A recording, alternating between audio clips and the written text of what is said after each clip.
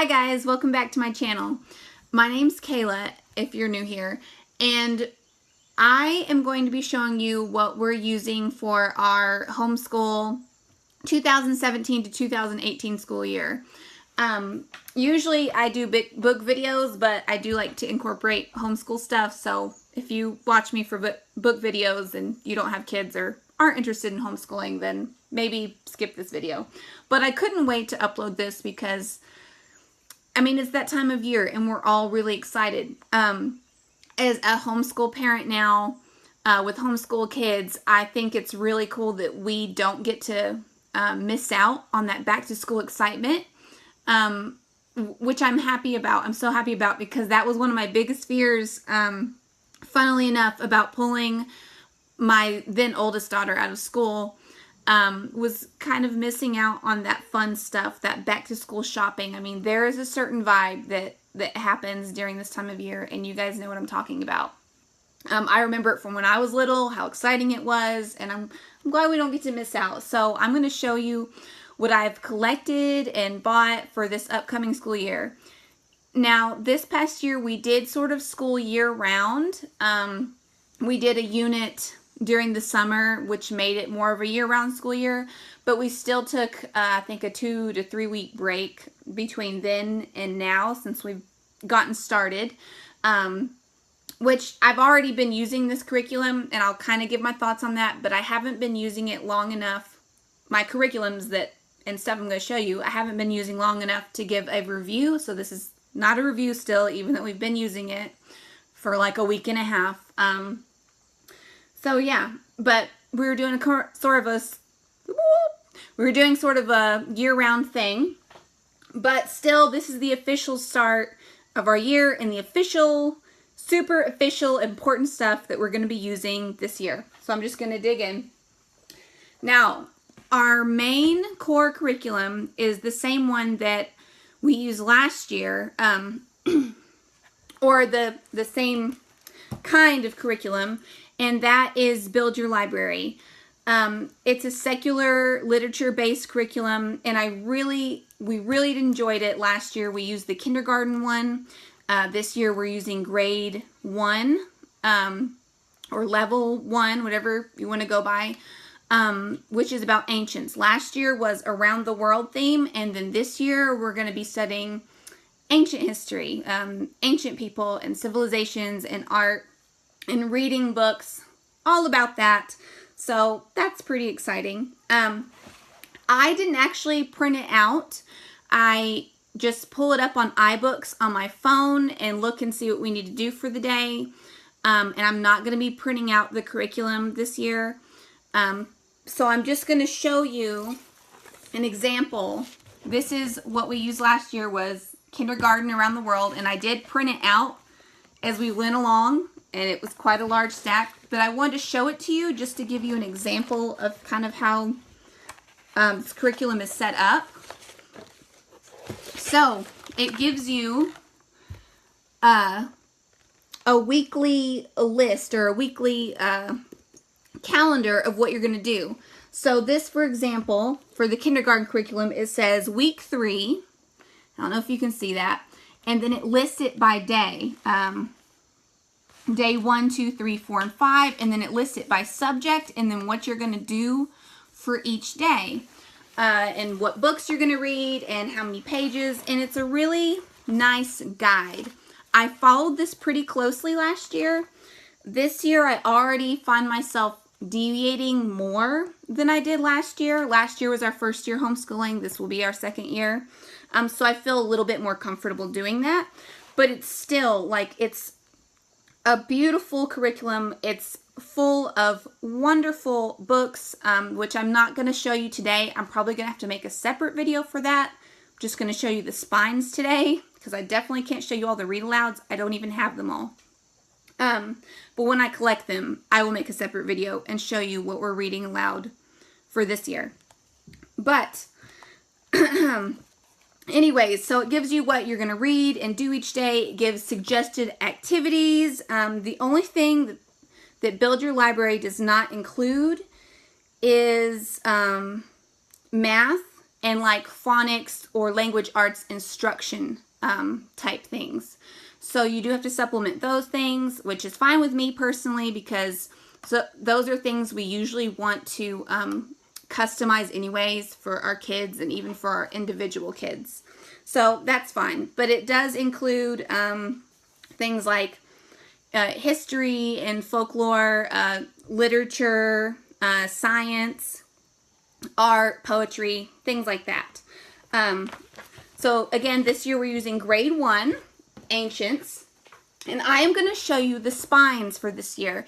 Now, I homeschool 2 children, my children, duh. I homeschool 2 girls, and they are 8 and 6 years old, but I combine them for this because it's really easy, again, to customize and sort of beef it up a little bit for my older child and scale back if I need to for my younger one. So we do this stuff together. So I'm going to show you all the stuff we do together, which is our main core curriculum, which is Build Your Library. And then the spines and read alouds are all the things that we do together and the activities that go with that. So for Build Your Library, grade 1, for history, you'll be using, or will be using, if you'll be using it too if you get Build Your Library, The Story of the World. And this one is Volume 1, Ancient Times, by Susan Weisbauer. Now, one of the main reasons that I chose Build Your Library is because it is secular and literature-based, which is what I personally, the style that I'm going for right at the moment. I mean, that could always change, but I really liked doing that last year, and I like the literature aspect, and I'm going to keep doing it that way as long as it works. But this is not a secular book or history books. I know a lot of people are really familiar with Story of the World, and a lot of religious homeschools include it. And I am personally okay with this not being secular from what I've heard. Now, I have not been using this book that long. We're like read chapter 1 basically already, and that's it. But from what I've heard is the creator of Build Your Library, Emily, she has organized this so that it still is secular. I think from what I've heard from other people, I can't confirm this, is that it sort of skips the places where it presents certain religions as fact and other ones as more mythology. It does obviously include religion in it because religion is part of history and you can't really avoid that, but it secularizes it from what I've heard. So that's why I'm comfortable with this. I still have heard this is excellent history curriculum or history books, and so I'm completely comfortable with this and will explain things if we run into anything that doesn't personally jive with our personal beliefs or whatever. So we're using this, and then also another history spine for this curriculum is the Usborne Internet-Linked Encyclopedia of World History. And I love this book. We used it for our prehistory unit that we did during the summer, and we're going to be using it all year for Ancients, and I assume for years to come, because I mean it starts from cave people. Let's see if I can find them. Oh, it starts before people, the story of life before people, and on through the evolution of people, and then this year, of course, we'll be studying the ancient world in it, and it just has a lot of great illustrations and just like little facts and paragraphs. I love this book. I love the book. I love the pictures. I love the wealth of information. I love that it's big, excuse me, and it's going to last us for years to come as we move through history. So those are the 2 history spines. Now for science. The science spine is The Nature Connection, an outdoor workbook for kids, families, and classrooms by Claire Walker Leslie. This is a beautiful book. I'm really excited to be using it as our spine. This year's theme is, if you haven't guessed it, nature-based science, which is fine with me. I love nature-based stuff all day, every day. Give it to me. Now, I know some people, and this is just stuff I've read online, some people don't use this book at all. They don't really like it. So far, I think it's really beautiful. We're definitely incorporating it. So I plan to use this and not do every activity or thing suggested in the curriculum, but I'm definitely still going to use it as a spine to get ideas from for our nature studies, because I do plan to do nature journaling several times a week, if possible, all throughout the year. So this doesn't come with it, but this is the science spine for grade 1, Build Your Library. And then I am supplementing science with Real Science Odyssey, Life Level 1. And this, from what I've heard, is a completely secular science curriculum. And the reason I'm supplementing with this is because I feel like nature studies and nature journaling would be enough science, especially for my 6-year-old. But I discussed things with my girls before we got started, or at the end of last year's official school year. And I asked specifically my 8-year-old what she wanted to be learning about more or doing more of, or she didn't feel like she got enough of, and she said science. She said she wanted more science, especially labs and experiments. So I got this for her specifically, and my 6-year-old will follow along as her interest leads her. You know, it's not going to be any pressure or anything, but this is more for my 8-year-old just because she wants more science and more hands-on stuff. So we're going to kind of be going back and forth between this and this. Part of the week will be nature journaling and nature studies. And then once or twice a week, depending on how much time we have, we will also be doing something out of this, which is lab heavy. Small, simple labs, but still lots of hands-on stuff, which is what my 8-year-old needs and wants right now. So I'm okay with that.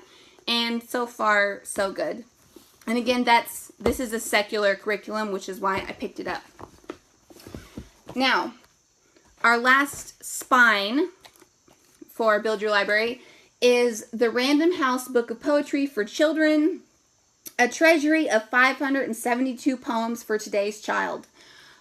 So this is our big old poetry book for our poetry studies. And from what I've seen online, we will be using this again next year and maybe even more years to come. So a worthy investment, and it has beautiful illustrations to go along with the poems. And then, so this year, the poetry work that we'll be doing is looking at one poem at the beginning of the week and then continuing to read that poem throughout the week with the goal to have it memorized by the end of the week, or by the end of 5 days. Of course, some people probably don't do that. My plan is to tentatively do that, and so far, you know, again, the week and a half that we've been working on this stuff, it's gone well. My 8-year-old completely memorized the poem. My 6-year-old did not, but, yeah, whatever. That's okay. So, that's all the stuff that we're combining them together. This is all the books and activities and stuff that I'm doing with both of my children. And now I'm just going to show you sort of where paths divulge a little bit. And I'm going to start off with my kindergartner just because oh my gosh, not my kindergartner. We did kindergarten last year. Technically, kindergarten. Technically, she is first grade this year. Wow, I'm glad she wasn't in here to hear that. She would be deeply offended. She's very proud to be first grade at home. My 6-year-old, I should correct that. My 6-year-old, I'm going to show you her stack of things that we're going to be using together with her. And so, yeah, I'm just going to dig into the stack. Now, last year, we did RightStart Math, but we kept getting stuck around the middle of the book. She just wasn't ready. Her mind could not compute past a certain point. But I still plan to use this year and hopefully finish it this year. But in the meantime, before we get back to RightStart Math Level A, we have been using this, and we started this in the summer. And all this is a math workbook called Math Made Easy. I ordered it off Amazon. It's a K workbook just for that repetition and easy stuff to build her confidence, because I really want her to have a solid base. And in math right now, she's not that interested in anyways. And this is getting her reinterested in just simple, counting and number recognition and adding. She knows her numbers. I mean, she knows them, but adding is a little hard to compute. So this is just a little workbook we're going to be working on together. So this is my 6-year-old's math, RightStart, in this workbook. And she only does, a couple pages from this. And then when we start this again, it will be 1 lesson a day. Hopefully, that's the goal. Now for her handwriting, I chose the Getty Dubé handwriting books because it's taught in basic italic, which I've read, just from what I read and what I liked and agreed with about it, was basic italic handwriting is supposed to make it easier to then move on to cursive later on. So, and these are super cheap and affordable. She is on book B. And when she's done with this, I'll probably actually order another book B, because she is almost done with this, because she's been using it since last year. And she's not ready for cursive. I don't think. She needs more work, but she enjoys this. Very simple, very easy. So that's her handwriting. Now for reading, this year, so far, which we've been using since summer, I got her started on readingeggs.com. It's a computer-based reading game. It's not free, but so far it's been worth it. I kind of want to stay away from computer stuff, but it is what it is. I decided to try it out just to see if she would like it. She loves it so far. And it's working. She does 1 little lesson a day, and I do see some improvement with her reading, so that's okay. As soon as she starts reading on her own, though, more so, then we'll probably get rid of that subscription. But for now, she's using Reading Eggs, and she loves it. And then in addition to Reading Eggs, I have been using the Reading Lesson. It says, teach your child to read in 20 easy lessons, and she does enjoy working out this book as well. So we kind of go back and forth between that, so she can also practice not only, in front of a screen online clicking buttons, but she gets to see words on paper and practice reading those as well. And here's the inside. And we've done some of this already because we started this last year. But very, very slowly are we working through this. And you can see it just kind of progresses from simple little words to sentences, and it really builds their confidence while reading. The only thing I want to say about this really quick is it says teach your child to read in 20 easy lessons. 20 easy lessons obviously does not mean 20 easy days of reading instruction and then your kid is reading, the huge stories at the back, which I can't find now. That does not happen. We take a week to 2 weeks on each lesson because we only do a couple pages a day. So just wanted to clear that up real quick because I feel like when they put titles like that on curriculum or books, it's kind of deceptive. So that is all the stuff for my 6-year-old. I don't think it seems like a lot, but if it does, it's not, totally not a lot. It's just the amount she needs plus the stories. it's going to be great. Now, for my 8-year-old, who is going to be 9 soon and is I guess now technically a 3rd grader, if you will. For her, I am using RightStart Math. Again, we did it last year. We did the blue books, which were level B. She moved through that beautifully. She loved RightStart. It comes with a whole bunch of manipulatives, by the way, which I'm not going to show. I did do a RightStart review last year, which I can link below for you to see all those manipulatives. But again, a really great math curriculum. So of course I just went up the next level and she's enjoying it yet again. I mean, this is a very hands-on curriculum, which is what I love, and it incorporates so many math games and hands-on stuff.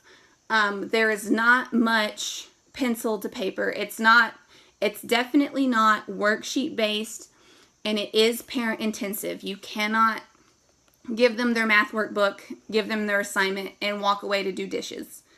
That will never happen, or at least it's not going to happen anytime soon. I don't know how much the upper levels, if they progress to that point or not, but definitely not. So something to keep in mind. We personally love it because it gives them great number sense, especially my 8-year-old. She has so much number sense now and really understands math and can do mental math fantastically, thanks to RightStart, really. So I love this curriculum, and that's why we're using it again.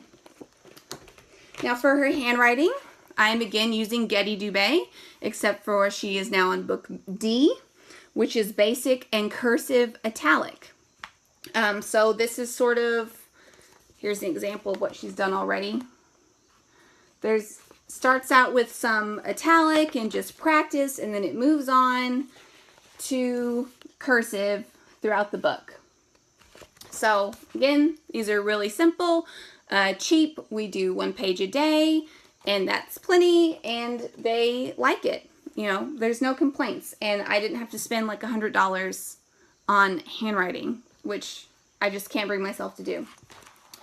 Now, as far as being sort of Charlotte Mason inspired, this sort of goes along with Build Your Library. For 1st grade, she does include doing vocab words and copy work, which my 6-year-old is not ready to do, but my 8-year-old is. So this is her copy work and vocab notebook.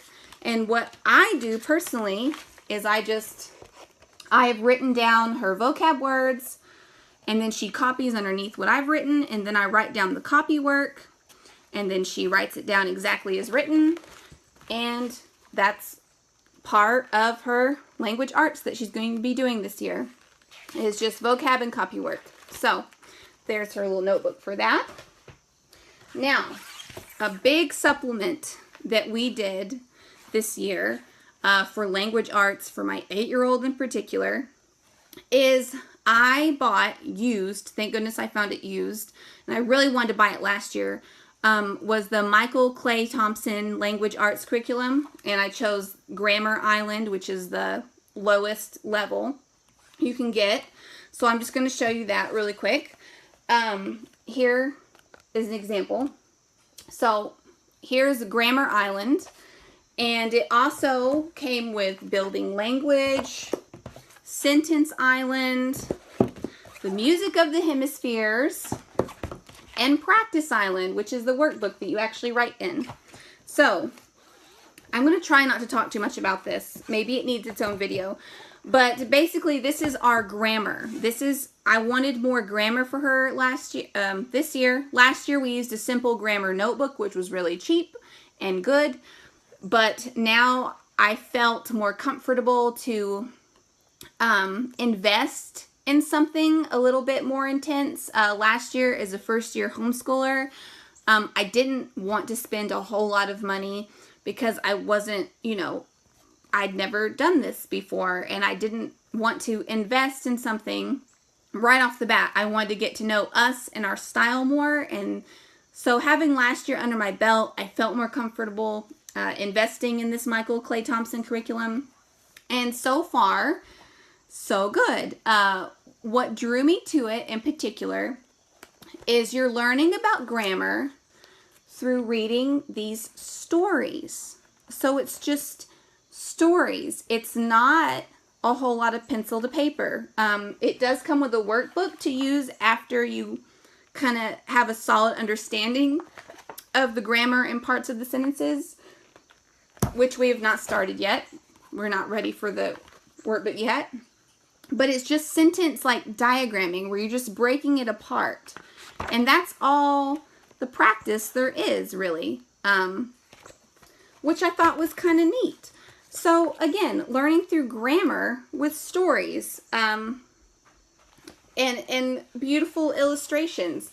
And from what I've read and heard about it and the reviews I read online, one of the reasons I chose it is because a lot of people said that after moving away from another grammar type curriculum to Michael Clay Thompson, they noticed their kids actually were retaining it. At the end of the year, using other grammar type workbooks and things, kids weren't really, their kids personally weren't retaining what they had learned about grammar rules and stuff. But after using this, it really helps it stick because it's in story form. So we just have been sitting down together and kind of reading a cozy story and then discussing the story and the characters. Like this morning, it was a noun, kitten, and her verb, mew, and how they found each other. And it was just really sweet. So we've just started out with Grammar Island. We have not used the other books yet.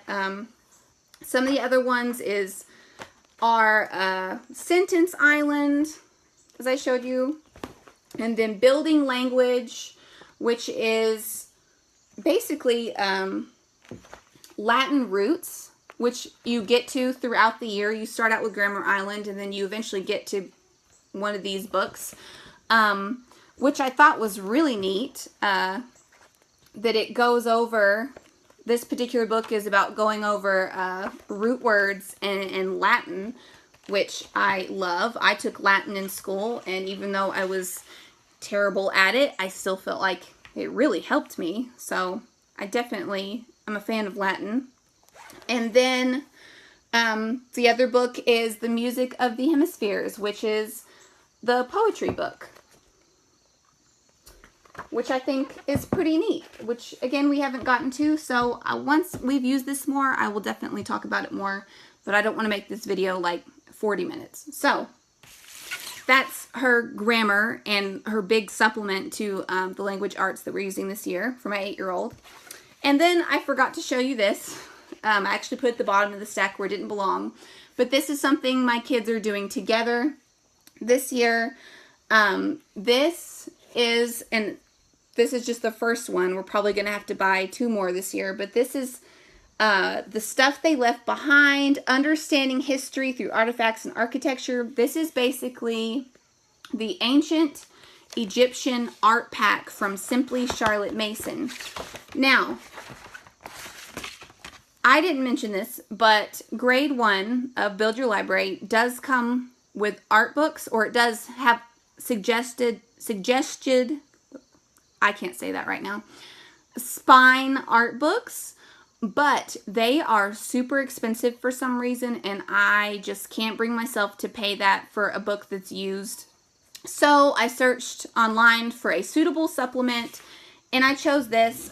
This art pack was only 18 bucks, and will, I think they have, over at Simply Charlotte Mason, I think they also have ancient Greek and Roman art, which is what we're going to be covering later on in the year. So I'll buy those packs as I need them. But this one was for ancient Egyptian art, and it just came with beautiful posters of the architecture and artwork, and then some things that you can talk about. So we're going to do this for our art study and things of that nature. So yeah, we haven't used this yet, but I think it'll be fine, and it'll be a great way to learn about Egyptian art without spending a whole bunch of money. Now, I have showed you all the physical stuff I have with me right now, but one more thing I want to mention before I wrap this up is, in addition to studying the ancient art and architecture this year, another thing that I've chosen to do, which I can't show you right now because I forgot to get it, is we're going to be doing visual, like we're going to be illustrating narration. And I got this idea from a blog, which I believe was a Waldorf-inspired blog. But what we've started doing, and what I hope to continue doing, is while I'm reading, you know, from maybe this book or poetry or one of our read-alouds, I'm going to be giving the kids a sheet of paper, and they're going to be drawing as I'm reading the things that come to mind for them, or a picture from what I'm reading, and then they're just going to tell me what their picture is about. And again, maybe this will be a separate video once we get that going more. I don't have that many examples right now, but that's a tentative idea and something we've just started and that I'm pretty excited about and hope it'll work, is like illustrative narration to really help stories sink in, and that will tie into art as well. And we're just going to use some high quality art supplies and just not really have a whole lot of formal instruction in art this year. But that is all of our curriculum and our curriculum plans and some of our spines and stuff that we're going to be using for this year, 2017-2018, for, again, a third and first-ish grader, if you need that sort of reference. I hope this was informative and helpful to whoever. I'm addicted to watching these videos, and so I couldn't wait to make my own and help out the other curriculum video addicts out there. I hope you guys have a great day, and I will see you all again soon.